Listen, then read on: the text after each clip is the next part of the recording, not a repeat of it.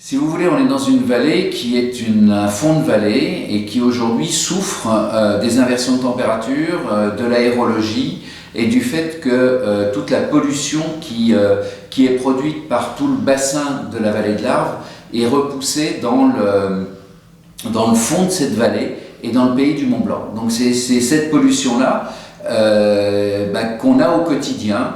Et d'ailleurs, moi je combats les idées de quelques-uns qui semblent propriétaires de la pollution. Ce ne sont pas les pics de pollution qui sont dangereux. Bravo, ils ont diminué. Mais ce n'est pas celle-là qui est négative pour la santé des habitants. C'est la pollution chronique, c'est celle qu'on vit au quotidien et qui se développe de plus en plus. Certes, elle est en dessous des seuils européens. C'est magnifique, on n'atteint pas les seuils, mais on vit quand même dans une pollution. Et cette pollution que l'on subit et qui vient de la vallée de l'Arve, et qu'il va falloir traiter avec les producteurs de pollution de ces territoires, eh bien, elle est aussi complétée par une surpollution. Et la surpollution, c'est ce qu'on a, nous, chez nous, c'est ce qu'on fait. Donc la surpollution, elle est avec l'usine SGL Carbone. Elle est usine SGL Carbone qui date du 19e siècle presque, enfin du début du 20e. Donc elle est aussi avec l'usine d'incinération de nos ordures qui date des années 95 et qui aujourd'hui amène de la pollution supplémentaire. Alors on peut disserter sur l'importance de cette pollution. Moi je disserte plus.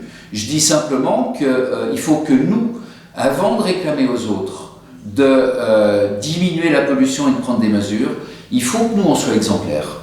Et pour être exemplaire, eh bien, il faut avoir de la volonté. Et cette volonté, c'est ce que j'ai souhaité traduire en me présentant à la présidence de la communauté de communes, c'est de dire, on se donne 5 ans pour rendre inutile cette usine d'incinération. Alors bien sûr, on aura des ordures, il va falloir en faire quelque chose. Mais il existe d'autres manières de traiter les ordures en 2020 qui n'existaient pas dans les années 95. Il existe une mobilisation de la population qui n'existait pas à l'époque.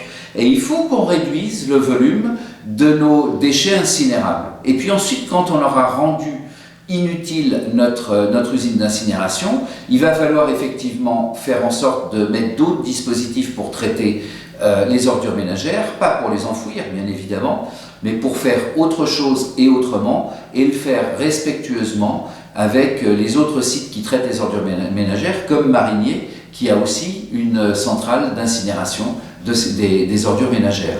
Mais nous ici, on importe des ordures ménagères. Pourquoi on importe des ordures ménagères? Parce que l'usine, elle n'est pas faite que pour brûler des ordures ménagères, elle est faite pour produire de l'énergie, de l'électricité.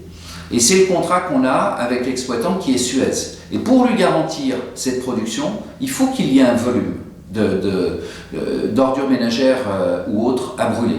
Eh bien, en 2019, on était à 2/3 d'ordures ménagères venant du périmètre du CITOM, du syndicat qui brûle les ordures, et donc 1/3 qu'on importe.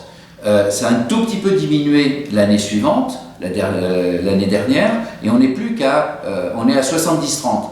Mais il y a 30% d'ordures qui viennent de Thonon, qui viennent d'Annecy, qui viennent hors département, qui viennent de l'Ain, qui viennent d'ailleurs. Ça, c'est pas admissible, c'est pas le bon raisonnement. Traitons nos ordures ménagères, bien évidemment, mais ne traitons pas ça avec un autre intérêt qui est celui en fait du contrat qu'on a aujourd'hui et dont il va falloir qu'on en rediscute les termes et la fin avec Suez. Donc ça, c'est un mandat que j'ai souhaité partager avec les autres maires. Je pense qu'on est tous d'accord sur cette volonté de diminuer le volume des ordures à brûler dans cette usine et à la faire fermer dans un délai le plus court possible. Maintenant, il faut discuter avec tous nos partenaires, y compris bien sûr avec l'exploitant, chiffrer, et puis il faut prendre les bonnes décisions. C'est comme ça qu'on prépare l'avenir.